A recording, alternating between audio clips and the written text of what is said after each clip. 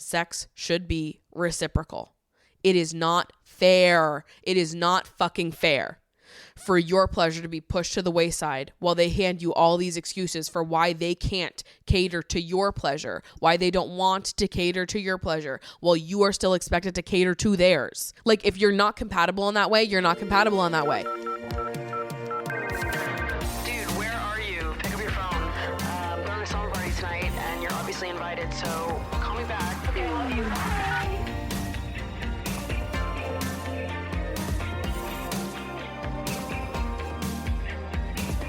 What's up, you guys, and welcome back to Emotionally Online, the weekly summer party for spilling guts and sharing secrets, hosted by yours truly, the one and only Maddie Drosbeck.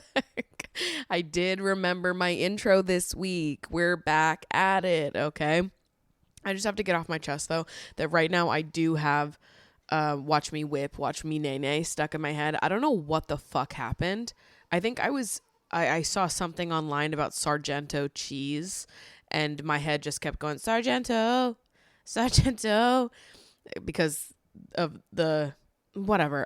The song is stuck in my head and I can't get it out, and it's a real problem. So I just needed to lift that burden off of my chest and give it to you, because I could not bear to go through this alone. Anyways, how are we doing? How are we feeling? It's been a long, exhausting week, has it not? I, myself, have been trying to stay off social media a little bit, read more books, play more Mario Party, watch more Love Island, just generally do things that make me happy to take my mind off of the state of U.S. politics this week. And I hope that you've been doing the same, because yes, it's important to stay up to date and to keep yourself in the know, but it's also important to disconnect and to unplug and to let yourself enjoy happiness, okay? Because we can't let ourselves get hopeless, because there is so much work to be done. But this was a hard week. It was a shit week to be online consuming any type of content with, one of the world's shittiest people being sworn into the highest power in the U.S. and, the richest man in the world doing a Sig Heil on the world stage. These are not good things. These are really bad things that are extremely distressing. With everything going on, it's so easy to let the hopelessness consume you and to feel like, how do we get through the next 4 years? And that's a real feeling and a real worry, and I need you to know that I feel it too.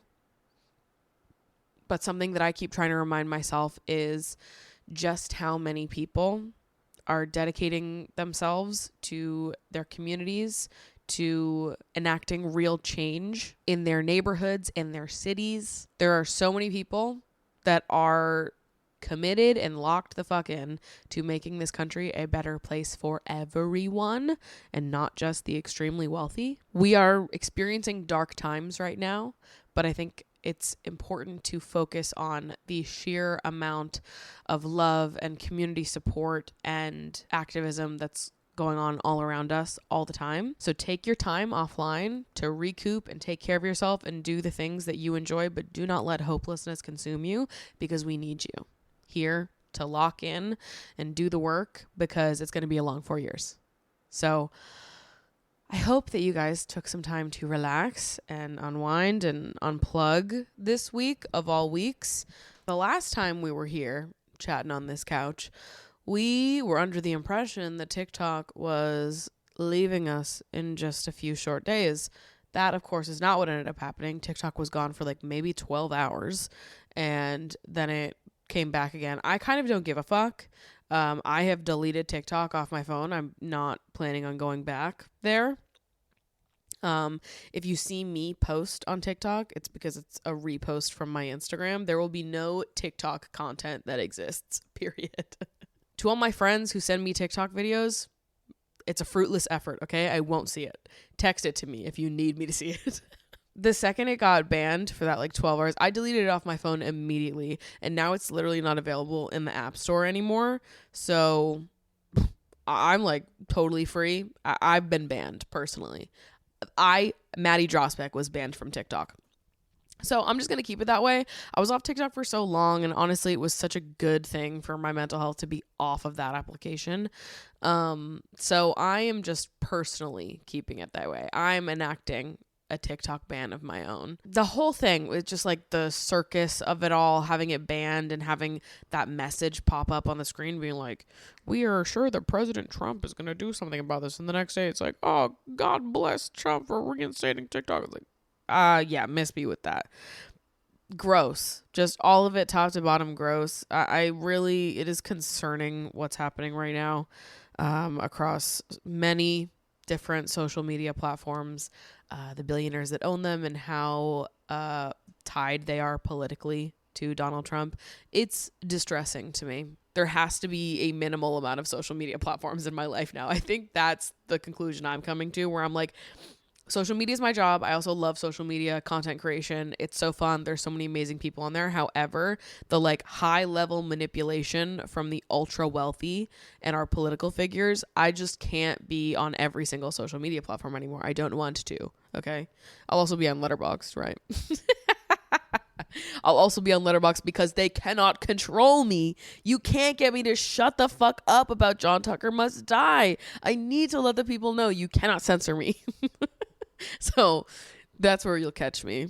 Just fucking, I don't know. I've got to just get off the apps that I don't need to be on. I don't need to be on TikTok, so I'm leaving it. And I feel really good about that. Not that I even have a choice. My new foster kitten is here, and she is adorable and extremely feral. Her name is Rock, Paper, Scissors.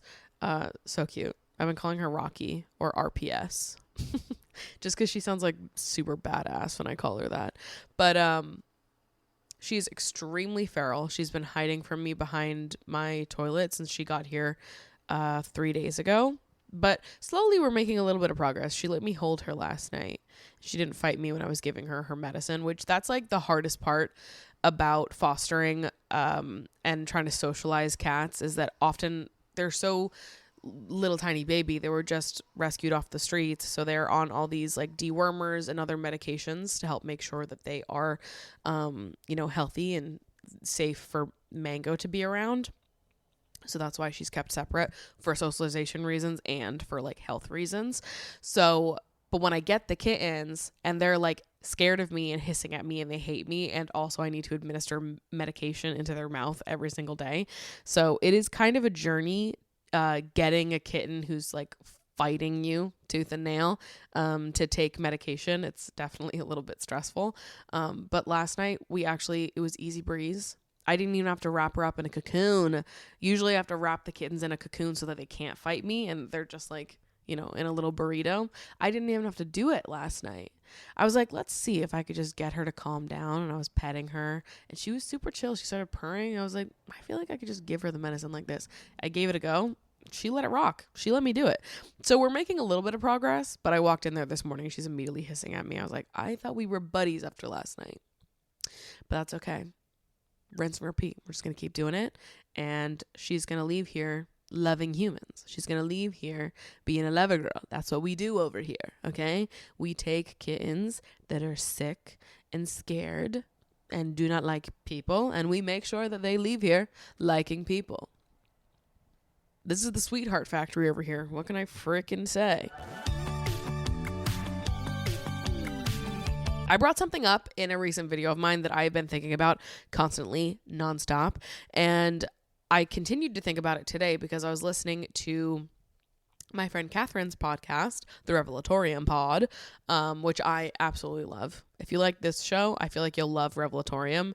Revelatorium comes out once a month, and when I see that notification, when I open up my YouTube app and see Revelatorium pushed right to the top of my recommended, because absolutely it knows I want to see that, I get so fucking excited because the reflections and musings that Kath has on life just so often mimic and mirror the musings that I am also having. And I just kind of love that I have this friend across the country that I feel so deeply in alignment with, and that I'm having these reflections and thoughts. And then I listen to Kath's pod, and Kath is like going on a deep dive that feels so reminiscent of things that I'm also thinking about. And I'm like, oh, I just love it to be so synchronous with someone so smart and beautiful and wonderful. I just love it. So definitely go check out Revelatorium. If you have not checked it out already. But what I'm talking about is in my baby girl video, or maybe in last week's podcast, I don't know. Somewhere, somehow, I brought up the term fleeting flirting, and how I myself would like to have a year full of fleeting flirting. And I have described this as just living a more flirtatious life, being more open to like the flirtatiousness of mundane social interactions, and letting him exist in that moment and then leaving them there. You know, like not needing every sort of flirtatious, sensual, romantic moment to grow into this extravagant thing. And what I mean by that is like, I want to let myself indulge in how like fun it is to live flirtatiously, live romantically outside of the context of like romantic relationships or like dating. I just want to embody more of that energy in like a constant kind of way. And so this morning I was listening to Kath's most recent Revelatorium, and Kath was talking about this same exact thing, wanting to spend more time around romantics and just like living more romantically in general, because it's not, obviously, you guys know this. We all know this here, Lover Girls Worldwide, okay? Living romantically is not something that is like exclusive to romantic relationships, but obviously so many people do reserve those kinds of actions and feelings and indulgences for their romantic partners and nothing else, which really, I just think those people are deeply missing out on like the joys of life and just being a romantic person. But to me, the idea of living romantically and what that means for people who have no idea what the fuck I'm talking about right now, to me, it's a lot of just like acknowledging, appreciating, and honing in on the little things, the little details, finding ways to bring in more like wonder and fun and sweetness to your day-to-day life. So an example that Kath has brought up in her content before, that I love, and something that she mentioned in this most recent podcast episode, was like abandoning like virtual party invite for handmade invitations. And instead of being like super meticulous in your planning of like, here's the date, here's the time, here's the RSVP, let me know if you're going to come or not going to come. You just like make handmade invitations and keep them with you over the course of like a month before the event. And every time you see someone or connect with someone that you want to invite, you just give them the invite and invite them. And I love that because it is just like a more fun and romantic and like whimsical way to experience you know, being a hostess or building community with people. It's a more thoughtful way to engage with others. And also it takes away like some of the social pressure that comes with hosting an event. And I don't know, it just makes it more of like, here is this like thoughtful gesture. Here is this like nice handmade invitation that I'm giving to you. I could have, you know, just shot you a text or threw this thing up on Partyful, but making you this handmade invitation is kind of just like a little bit sweeter. I'm not doing that because I need you to come or I think this is going to be like a more enticing way to get you to show up. I'm doing this because it is a way for me to indulge in my creative self, to make life a little bit more sweeter, a little bit more precious, a little bit more cinematic even. That's a word that Kath used in her podcast, which resonated with me a lot because I have always felt like one of the best ways that I can get myself to connect with like my own romanticism is to frame it inside my head as like a cinematic thing. I've always felt like I viewed my life through videos, and maybe that's just because I've just grown up recording life and capturing it in some way. I also remember being at theater camp. They'd always tell us to like look around at each other and take these like mental Polaroid pictures to like snap it and store it inside your head. And maybe there's something about that that has like really stuck with me throughout my life, paired with the fact that this is just what I do and it's like my passion. But I feel like so often I'll be like, I don't know, doing something throughout my day, and I'll just think to myself, like, what would be a more beautiful image right now? What is like the image that I want to remember? What is the thing that is going to make me feel like, oh, that's like a wonderful memory for me to have? And the example of like doing watercolor party invitations, DIY by hand versus a like virtual party invite, is like a great example of that. Like if you have the time to do it, obviously. Sometimes you need to send a text and it needs to be a quick thing and whatever. And if that's like the easiest way for you to initiate a community gathering that week, that month, then like for sure do that, you know? But if you have the time, if you have the space to allow yourself to go a more creative route, go a more romantic route, a more cinematic route, whatever it is, if you have the time to allow yourself to indulge that way, then I feel like you should, because it's kind of awesome. And I think it's sweet to know other people in that way as well. Like it's kind of vulnerable to do things like that and to be like, oh, I made you this thing. I made little invites for everyone to come to my party. Like it's kind of a vulnerable thing to show your creativity and like your attention to detail, your romanticism in that way, which is a beautiful thing. Like I love when my friends do things like that because it shows me more of them. The same way that when I do things like that for them and I, take the romantic route, they know a part of me more deeply in the aftermath of that. You know what I mean? It's just so much more fun to be in community with other romantics. I think it just makes every memory that much sweeter. The attention to detail and the little things is really like, you just can't underestimate the power of it, and like how these like little tiny attention to details can shift the way you experience a moment and the way you connect with other people through that moment. I also think there's something to be said here about how like social media and our collective phone addictions have made us less romantic. Let's talk about that. This is something I've thought about in my own life a lot, because I think that sometimes I will opt for scrolling and like spending time at the end of the day scrolling in place of doing other things that would make my life exponentially more enjoyable, that would leave me with better memories, better reflections, better, things to look back on at the end of the day. But instead I get sucked into scrolling on my phone, and half the time it feels like literally involuntary, and all of a sudden I've done it for 20 minutes and I'm like, oh my God, how did I get here? What did I just do? I just wasted all this time scrolling on my phone, when I could have spent the last 20 minutes indulging in something that was, way more creative, way more romantic, way more whatever, just, a better use of my time than scrolling.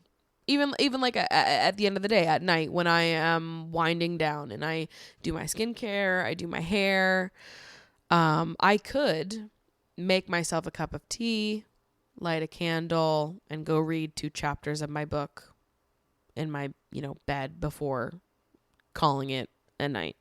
I could do that, and I would enjoy doing that. It's a more like romantic way to live. It's more enjoyable. It's a better memory. It's more cinematic, all of it. It is a better choice. Is that the choice I end up making all the time?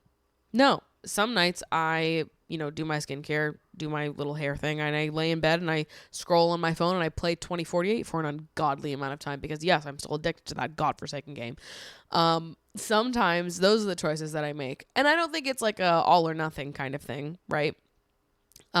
It's fine to scroll on your phone some nights before bed, but I just think that there's been like an overtaking of mind numbing activities like that like totally overrides the potential for romanticism in your life, and I just think it's making us all more depressed.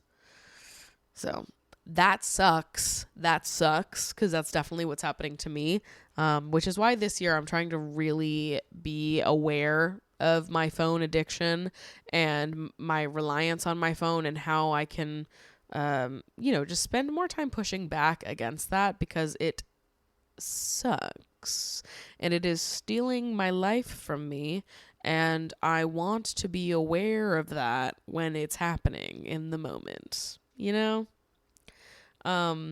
Another thing that I've heard Kath talk about on Revelatorium is touch starvation, and how like touch starved we are as a culture, because we have reserved so much of our intimacy of touch for our romantic partners. And I think it's a really interesting topic to dive into. And it's one that, like, when I speak about it, I feel like my words and my actions probably don't align, because I am a very not touchy-feely person. But it's not because I don't want to, or I feel some type of aversion to it. It honestly just, like, touch has never been a major part of any of my relationships. Touch wasn't like a big part of how we showed love in my family either. My mom is like a very not touchy-feely person. Like, I gave her a hug at a funeral once, and she was stiff as a board. Like, that woman just doesn't give hugs. She's gotten better in recent years. I feel like I have hugged her a few times recently. Like, when I leave, I'll give my mom a hug, fucking obviously. But there have been like times in life where, yeah, it seemed less natural. My dad is the opposite of that. My dad is like very affectionate, very touchy-feely. My dad was always the more affectionate one growing up. My mom showed her love through like gift giving and remembering things about us. And I think my dad probably showed his affection through like words of affirmation and physical touch.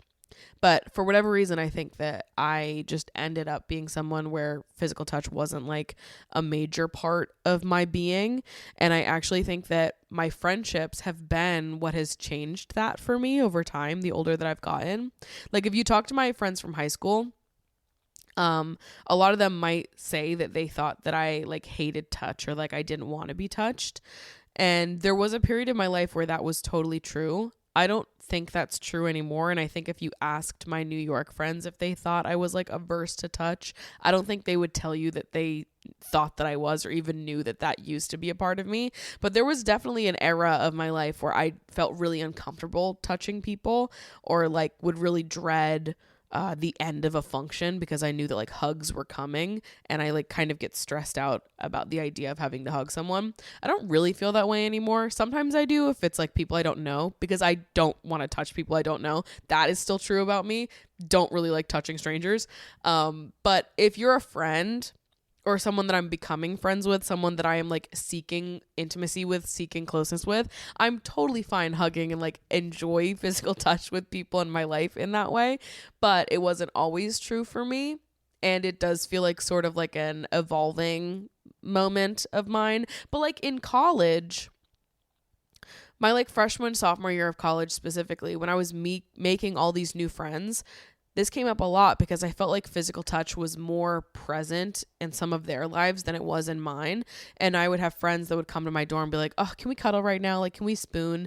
And the first time I had a friend say that to me, I was like, is that normal? Like I guess, like maybe. And I was sort of like, I don't know, I'd never experienced physical touch with friends in that way, but that became like a regular thing for my friends and I in college, where we just like come and we'd lay in bed and spoon and scroll on Vine or whatever the fuck else we were doing back then. And it was like really sweet to have friendships that were so like, oh, I need a cuddle right now, I need a hug, can I like come lay in your dorm with you, and we'll just scroll on our phones and talk and whatever. And it was kind of awesome. And I think that is like probably what started to change my perspective on physical touch and all of that.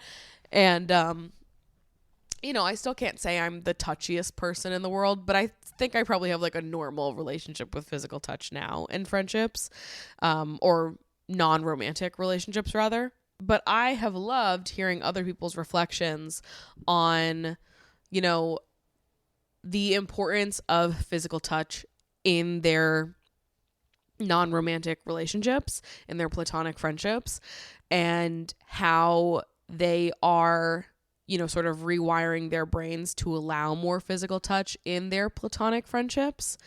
And also this like sort of mixing and melding of the line between platonic and romantic, which I do think that like a lot of women are already doing with their friendships with other women. I think inherently a lot of female friendship is quite romantic and intimate.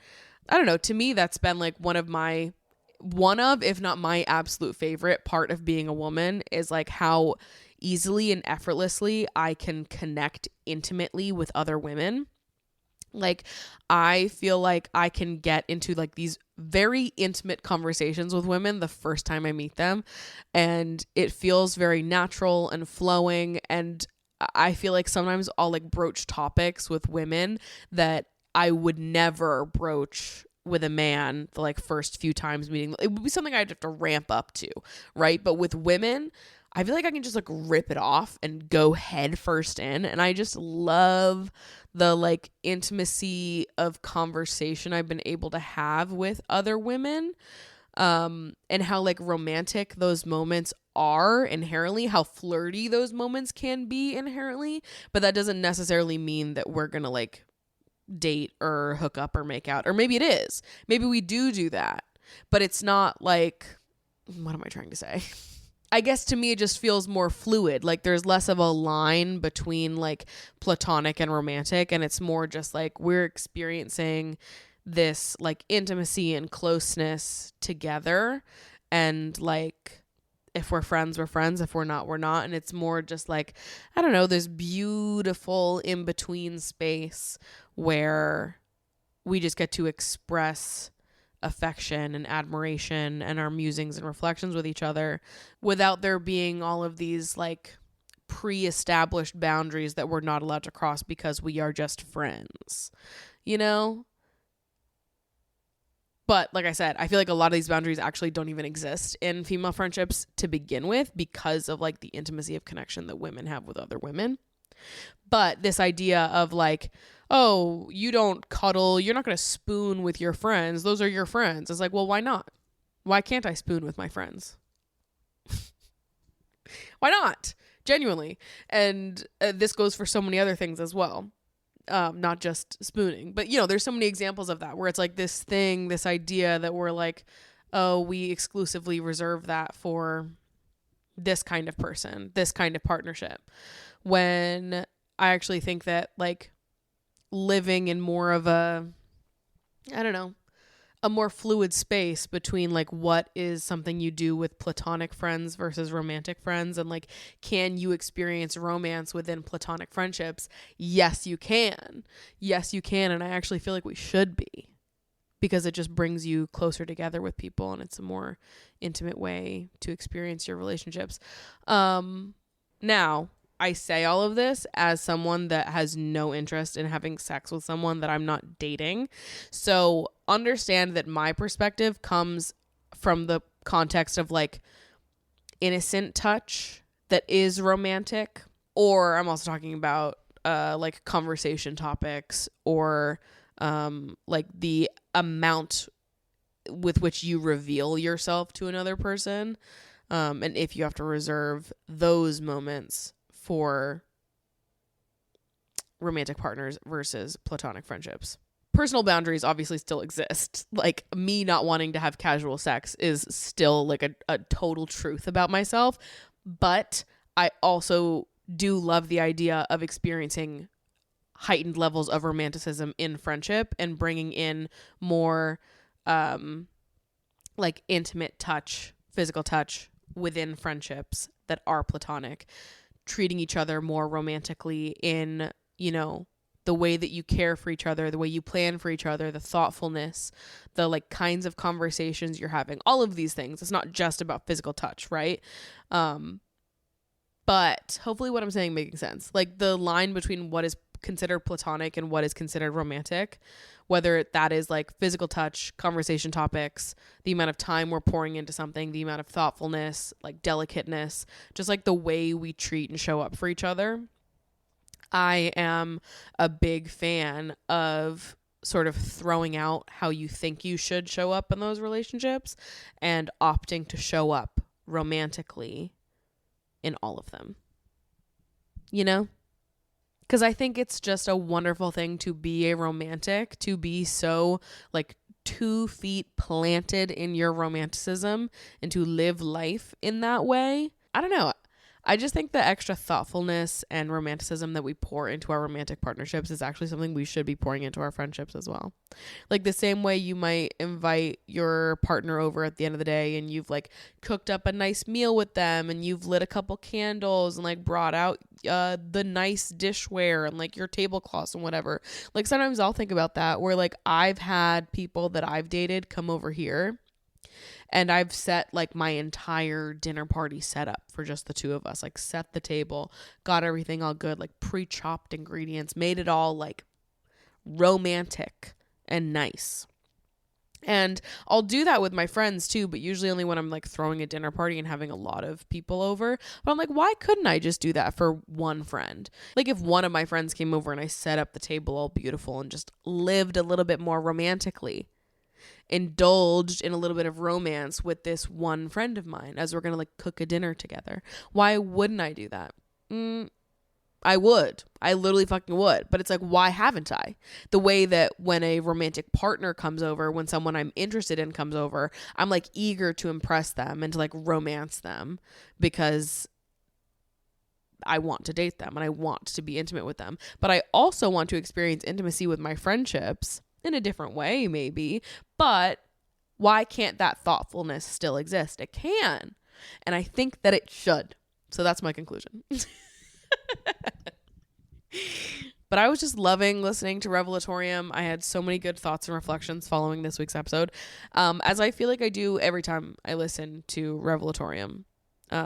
Just like the wonder of romanticism, the power of female friendships, and how we all need to be touching each other more, I guess. Why not?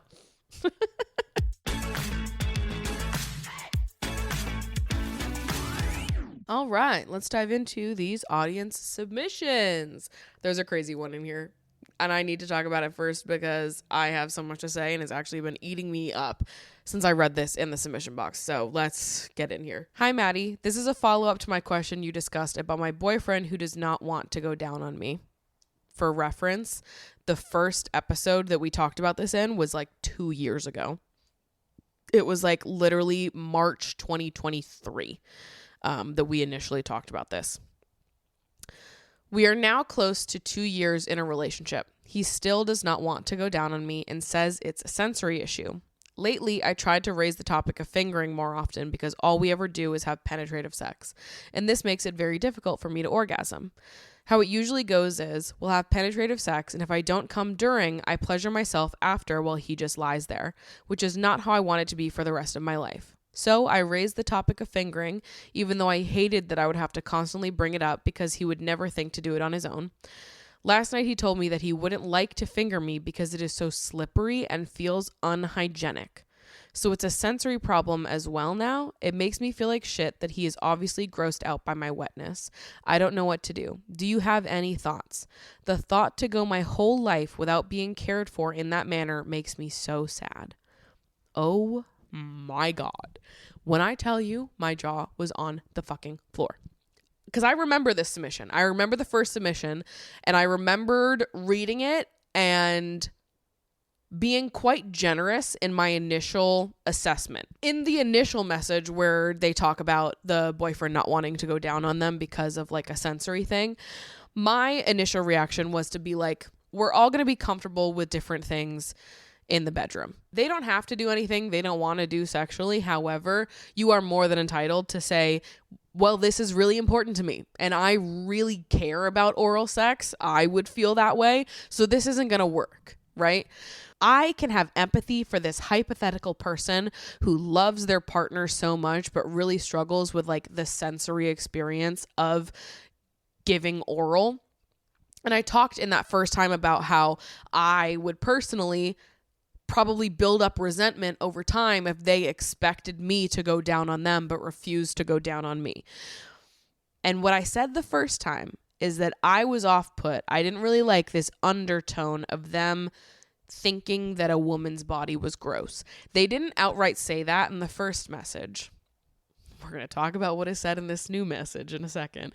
But in the first message, they didn't say that they outright thought that like a woman's body was gross, but they were basically saying that they didn't love doing oral. It was like a sensory thing for them that was just like uncomfortable, but that oral was more enjoyable for them when the woman was less wet.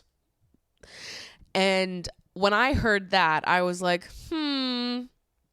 that I don't like. I don't like this positioning of like, oh, a woman's body is gross. This like natural thing that's happening because her body is preparing her to have a more enjoyable experience, a more comfortable experience sexually. This is a bad thing that I find gross. I don't like the framing of that the same way I don't like when men say a damn thing about periods being gross. I think it is wrong for men to speak about women's bodies that way. I don't give a fuck if it's a sensory issue or not. And I said that in the first episode where I was like, you know, I'm going to give your boyfriend the hugest benefit of the doubt in that I'm going to assume that they love you. I'm going to assume that they care about your pleasure and finding a solution for this, and that this really genuinely is just like a sensory issue that they are working towards. There were people in the comments that were suggesting dental dams, other ways to help explore oral while mitigating the sensory issues at the same time. We had a nice conversation about it the first time, right? Seeing this submission in the inbox 2 years later broke my heart a little bit, because the solution there to that conflict you guys were having 2 years ago was to find a way to experience oral that was comfortable for the both of you. It's an uncomfortable conversation. It's a complicated conversation. But if we're giving your partner the benefit of the doubt, assuming that he cared so much about your pleasure but was really struggling with like the sensory experience of it all, the solution there would be to explore ways that it could be a pleasant experience for both of you. The solution there was not to just abandon oral altogether and not have it, despite the fact that it is very clearly important to you and your sexual satisfaction. Then reading this message, learning that there was no joint conclusion that was come to. He still is not going down on you. He is now saying he doesn't want to finger you. And now we have direct confirmation that there are nasty words being used to describe it. This is not a sensory issue. This is a misogyny issue. Oh boy. Oh boy. If this was a sensory issue, there would have been a joint conclusion that was come to, using dental dams, trying to figure out different ways to experiment to make the experience of oral more pleasant for the both of you. Your partner should give a fuck about your pleasure. Your partner should give a fuck about you experiencing orgasm. Your partner should want you to be lubricated, because that is how women can experience pleasure in the most comfortable way. Your partner should want that for you. And when confronted about that, when you go to your partner and you say, this is what I need for my pleasure, they look at you and tell you that they think you're gross and unhygienic, I'm going to lose the plot entirely. That is not how you speak to someone that you care about. That's not how you speak to a sexual partner. That's not how you speak to someone whose pleasure you give a fuck about. If vaginas are gross to you, if the natural lubrication of a vagina is gross to you, then maybe you don't want to have sex with women.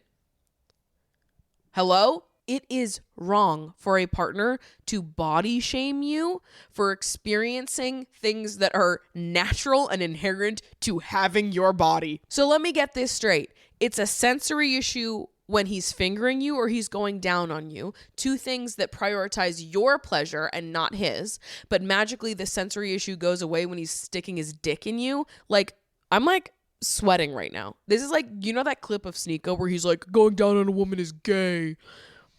This is what I feel like reading this right now. If it was a sensory issue, they would still give a fuck about your pleasure. If it was a sensory issue, they would find ways to provide pleasure to you that are also respectful of their own issues. The word unhygienic is pissing me off to the highest degree. I can't even fucking begin. That should have never been said to you. It is inappropriate. It is misogynistic. And the fact that you are having penetrative sex, and when you don't come during penetrative sex, you will pleasure yourself after while he just lies there. Oh boy, this is not reciprocal sex. It is unfair to you to be with someone who does not prioritize your pleasure, that is not committed to finding solutions that work for the both of you. It is not fair to you to be with someone who's going to body shame you or make you feel like you're gross or undesirable because your body is doing what your body is supposed to do. We can have grace for people who experience life in different ways than we do. I can have grace for someone who struggles with sensory issues and the way that sex interacts with those sensory issues. However, the solution to those things is not to put your hands up and say, well, I just can't do it, but I can have penetrative sex with you because that feels good for me. So I'm not going to do all that other shit for you because your body's gross. You shouldn't feel self-conscious. You shouldn't feel gross. You shouldn't feel any of those things. That is their own shit to deal with. I actually have no words left, no amount of time or space left in my brain for these misogynistic dudes who refuse to go down on their girlfriends because they think it's gross. What? I'm so tired of it. And I think that so often women will be understanding of this because obviously you don't have to do anything sexually that you don't want to do. But you are allowed to say, this is important to me. This is important to me. This is my line. This is what I need out of a partner sexually. And if we're not compatible in this way, we're not compatible in this way. Sex should be reciprocal. It is not fair. It is not fucking fair for your pleasure to be pushed to the wayside while they hand you all these excuses for why they can't cater to your pleasure, why they don't want to cater to your pleasure, while you are still expected to cater to theirs. Like, if you're not compatible in that way, you're not compatible in that way. Like, he doesn't get to demand penetrative sex and oral from you while giving you nothing in return. That is fucking stupid. And I think so often women are so accepting and understanding of these things, and we shouldn't be. And we should not be, because there's a fundamental incompatibility there. You do not value my pleasure, but you still expect me to value yours. Fuck off. Fuck off. I wish that they had done more to find a solution that worked for the both of you rather than just defaulting to penetration only sex for the last 2 years. I am violently put off by their lack of concern about your pleasure. To me, that is like as red a flag as a red flag can get. I personally would not want to be with someone who wouldn't go down on me. I wouldn't want to be with someone who wouldn't finger me. I wouldn't want to be with someone who talked about my body and the natural experiences in my body as being gross. And I wouldn't want to be with someone that didn't prioritize my pleasure. Even if they really do have sensory issues, they should still be able to prioritize your pleasure and find ways that work for both of you. Okay? That should have been a given. All of these things, all of these reasons would be a hard no for me. These are major incompatibilities if sex is important to you, and it's important to lots of us. These are major, not minor, major incompatibilities, in my opinion. Only you can decide if these are major or minor incompatibilities for you, but I just think it's unbelievable that it's 2 years. 2 years later, and this man still doesn't give a fuck about your pleasure or your orgasm. That is insane to me. That is not someone that I would want to be having sex with. Never mind having sex with forever. It makes total sense why the thought of going the rest of your life being cared for in this manner makes you feel sick to your stomach. It makes me feel sick to my stomach too. Sending you all the love in the entire fucking world. I really, really hope that you do whatever it is that you have to do to prioritize your pleasure and find yourself in a relationship with someone who also prioritizes your pleasure. Hello, Maddie. I am a fellow movie lover, and my opinions on the following matter may be extreme, but I believe others may agree with me and wanted to get your thoughts. The Brutalist, starring Adrien Brody, is but one of many films going for the Oscars this year, and it's recently been revealed that generative AI has been used to create some of the architecture in the film, as well as Adrien Brody's voice/accent. I think this alone should disqualify the film from being eligible for receiving an Oscar because, in my opinion, this sets a dangerous precedent. I do believe generative AI has the possibility to be used for good, but I'm afraid that more filmmakers and producers will try and substitute man-made art that cannot be replicated or manufactured for a couple of lines of binary code. P.S. Some of these commercials and ads that do use AI look like utter dog shit. I hope I'm not crazy for thinking this way and wanting some form of regulation for generative AI in movies altogether. You are not crazy whatsoever. I am in complete agreement with you. When I heard that The Brutalist used AI in some of the renderings of the architecture that Adrien Brody's character was working on, as well as tweaking their voices to make their accent more accurate to the region. When I heard that, I was like, holy fuck, that is so fucking maddening. Because I loved The Brutalist. It is a long ass fucking movie. 215 minutes, I think. There's a 15-minute intermission baked into the movie. When I went to go see it, I was enthralled. It is a beautiful movie. Adrien Brody does fantastically. I thought it was just like a true masterpiece in like the feat of work that they accomplished there. It was amazing. I loved The Brutalist. I was super bummed when I heard that AI was used, because it's still a great movie, but it did dock quite a few points to me. I still have to update my Letterboxd score, because originally I gave the movie a 4.5 out of 5 stars, and now learning that AI was used in that way, like, it does take away some of the wonder and accomplishment that I initially attributed to, like, the creators of the film. It's still a great movie, don't get me wrong, but I completely agree that, like, awarding this movie and celebrating it does set a really strange and dangerous precedent for the use of AI in movies in this way. And, like, it did make the movie way less cool. The second I found that out, I was like, well, damn. Like, I was so impressed and so enthralled with this film for so many reasons, many of which are still, like, absolutely valid reasons to be enthralled by. The cinematography is incredible. To learn that, like, the performance given by Adrien Brody wasn't, like, 100% him, because they're using AI to manipulate his accent to make it sound more accurate, that detracts a little bit for me. Learning that they're using AI in the renderings of the architecture, when that's like the center of the whole movie, it does take away from all of like the amazement to me, which sucks, because it is a great movie and they did do like a phenomenal amount of work on this, and it is such a feat and such an accomplishment to make a movie of this caliber. Them using AI does take away part of it for me, so maybe I'd give it a 4 now instead of a 4.5, because it's still great. But I totally agree that the precedent that it sets is like really dangerous and just like super disheartening. And I think a lot of movie buffs feel this way. This is like a common sentiment expressed over on Letterboxd, over on Reddit, and all of the movie buff subreddits.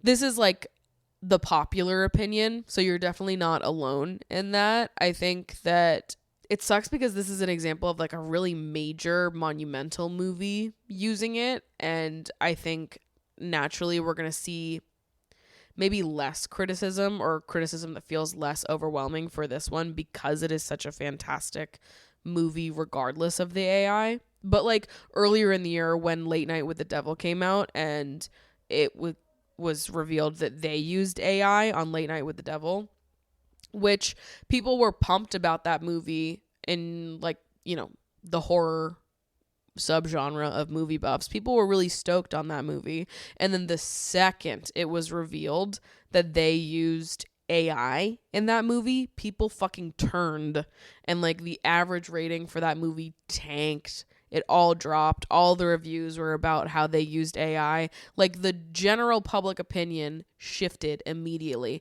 But that was an example of a movie that like was never going to be upheld as like a classic, a great, an Oscar-worthy movie. Like we were never going to get that out of that movie. So I feel like we got a reaction that was like overwhelmingly in opposition to the AI that was used. But I fear that with The Brutalist, because it is such like a monumental picture in itself, we're going to feel like there's less of it. But to be honest with you, I think that the amount of people that are against the use of AI in movies is still like overwhelming. Yeah, it's just super lame and makes everything a little less impressive. It takes away from like the technical greatness and skill of the people that made the movie. And also it just is like fucking stupid. Employ real artists. Why are we using AI to do this shit? It's so stupid. And personally, I would rather listen to Adrian Brody's accent be slightly off, but be a totally genuine performance, than to listen to like an AI version of his accent that's been tweaked to make it more accurate. I would rather just listen to his genuine performance and the way that his voice actually sounds during those parts of the movie, rather than listening to the tweaked version that is maybe incrementally more perfect, that you'd be able to clock if you speak that language. I would rather just watch an authentic performance. There's something about the use of AI there that I just don't fucking like. Like if he couldn't do the accent perfectly, then he can't do the accent perfectly. I want to hear the way that he does it. I don't give a fuck about you being able to tweak it to be sounding undetectable with AI. That's so dumb. I agree completely. In your corner, on board. It's fucking lame. And thank you for reminding me that I need to change my score for The Brutalist on Letterboxd. Hi, Maddie. First of all, love the show and your vibe. You're like the cool older sister my T-boy self needed growing up. Thanks for being here. Second, this question feels a little different than the norm for the show, but I'm in desperate need of some advice from Lovergirls HQ. Last week, I adopted a 2.5-year-old calico kitty who I've decided to name Cookie Dough Moose Tracks. Moose for short. Aw, that's a cute name. Since my best friend pointed out she looks like a pint of ice cream. I grew up with cats, wanted to adopt my own for the last 4 years, and have spent the last month and a half getting my apartment ready and buying all the supplies I'll need. I was so excited in the days leading up to her adoption that I could barely sleep, but now that she's home, I'm terrified. Is this what being a new parent feels like? Moose is the sweetest baby imaginable, and genuinely one of the chillest cats I've ever met. I'm so glad to have her, but that doesn't change the fact that I'm being crushed by anxiety. Will I be able to love her the way that she deserves? What if she isn't happy here? What if something happens to me? What if something happens to her? I guess I want to know if you felt something similar when you brought your little Mango home, and if so, how you dealt with it. So, yes, I did feel that way when I brought Mango home. It was actually like kind of a very emotionally heavy time when I first brought Mango home. And I think that, I don't know, maybe this is something that all like first time solo pet owners experience, but obviously Mango is my first pet. I had pets growing up, but it was more like my parents' pets. Mango is the first living thing that is reliant entirely on me. She is my responsibility. She is my everything. And obviously when I first adopted her, like the week leading up to her adoption, I was so excited because I'm like, oh my God, I have a cat. She's here. I just want her to be here. I want to meet her. I want to get to know her. But then in like the weeks that followed adopting her, I was like an anxious wreck, particularly those like first 2 weeks. Because Mango was a very scared cat, a very anxious cat. And when she got home, she hid from me for like the first week and a half. Like, she was hiding under my bed, would not come out and see the light of day for days when I first got her. And there's like an emotional learning curve, I think, with cats. Like, she was my first cat that I ever really experienced, other than that cat that walked into my apartment, that stray cat that I had for like a week at the beginning of the pandemic. Mango was my first experience with a cat and like having to earn a cat's trust. And there's a lot of parts on like the journey of getting a cat to open up to you and trust you. It's like high highs and low lows. And when I first got her and she was so scared of me and just like, I didn't know how to win her over yet. And I was just like holding on to hope that we would get along and she would eventually trust me. But there was a part in the beginning there where I was so scared that she wasn't going to warm up to me or that she wasn't going to trust me. And she was just going to be like, I don't know, that she was going to hate me, that it was going to be an uphill battle. And also, I think there was another part of me that was like so aware that there was a scared animal underneath my bed that week that like my alone time, I was just constantly having a panic attack. And I was like, oh my God, am I ever going to feel like relaxed during my alone time ever again? Am I just going to be constantly panicking about this animal that is hiding under my bed and is scared of me and doesn't like me? Like, I was so scared that Mango and I wouldn't have like our moment together. So I totally understand. There's so much anxiety when you have this like, little living thing that is totally reliant on you. And in the beginning, they don't know you yet. They don't trust you. So you love them so immediately, but they're like, who the hell is this person? They don't really like you yet. And, yeah, I totally get it. There's a lot of like anxiety in that transition. Hoping that they're going to warm up to you, that they're going to like you as much as you like them, and that it's all going to work out and be sweet. Really, I think the like best advice that I can give to anybody on like their journey to bonding with a cat for the first time, adopting a new animal and just like solidifying that connection. I think that when you do solidify that connection, a lot of the other worries sort of go to the wayside. Obviously, I panic about Mango's health all the time. It's a thought that crosses my brain every single day. When we go to the, vet once a year, I pay extra for all the additional tests they can run on her. We had a health scare last year that nearly put me in the fucking grave. I worry about her all the time because she is the most important thing in my life. And yeah, that part doesn't go away. But that you do that with people you love, you do that with animals you love, you worry about them because you want them to stay here forever. You want them to be healthy and happy and content. And sometimes it's hard with animals because they can't tell you if they're in pain. They can't tell you if something's weird or something's going on. So you just have to be on top of it and, do what you can to read their little minds. So that part doesn't go away. But that's a part of loving someone is you have anxiety about them being well. That's just part of it. That part stays. But the like anxiety about whether or not they're happy or, bonding with you, having a connection with each other, just like, solidifying that it's the two of you. You eventually reach a place where it doesn't feel so bad anymore. Mango is shedding over me so bad right now. I'm like feeling like I'm going to sneeze so bad. I'm like covered in hair right now. But it took Mango so long to warm up to me. Yeah, it took you so long to warm up to me. It took her like a week and a half to stop hiding underneath the bed. And when she first stopped hiding underneath the bed, she would only come out at night when I was sleeping. And she would crawl up to my bed and sort of suss me out. And there was one night in the middle of the night where I was like, I would wake up when she would jump up and suss me out because I was like so thrilled that she was getting that close to me. And I would just sit there with my eyes open, laying as still as possible. And there was one night that I was like, well, let me reach out my arm, letting her sniff my hand, get used to me a little bit. And I was like, let me see if she'll let me pet her.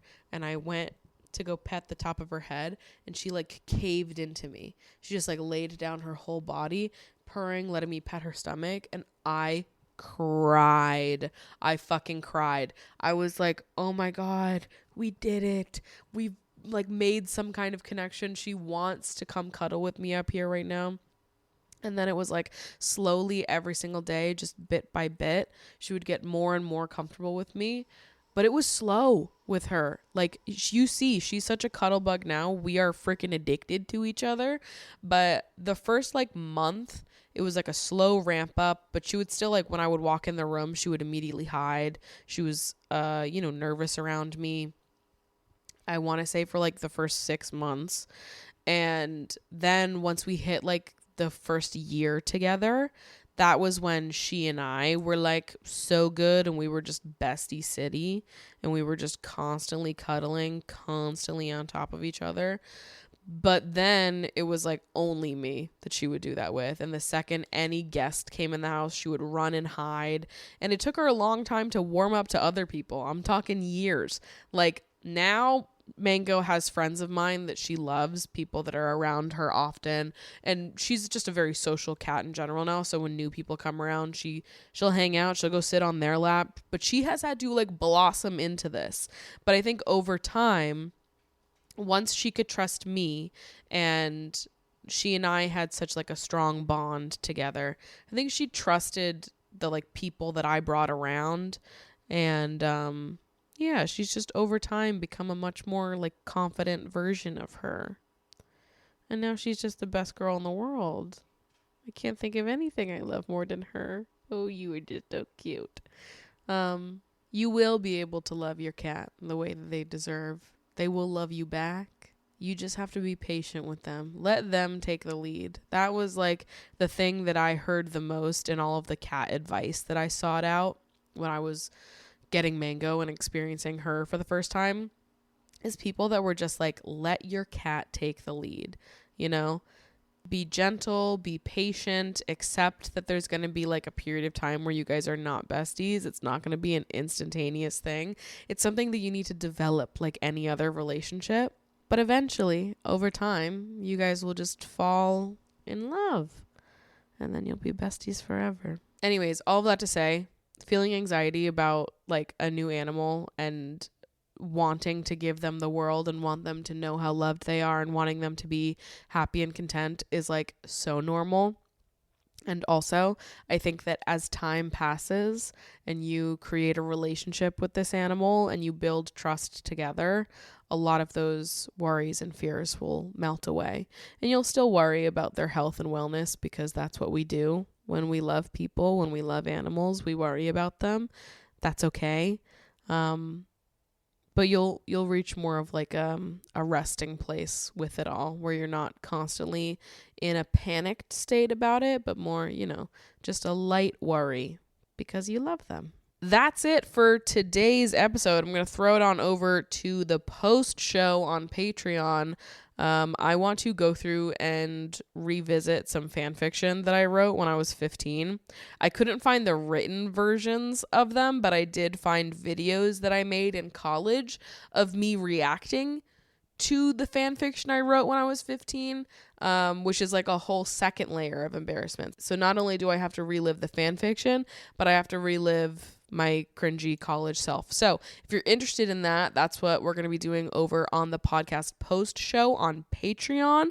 Would love to see you over there. It's been warming my heart seeing the group chat start to pop off over on Discord. So if you'd like to join the other lover girls in conversation, be sure to check out the Patreon. If you want to see even more content from me, I post YouTube videos over on @MaddieDrosbeck, and my Instagram is @MaddieDrosbeck as well. I love you guys so much. Thank you so much for listening, and I will see you in next week's episode. Bye.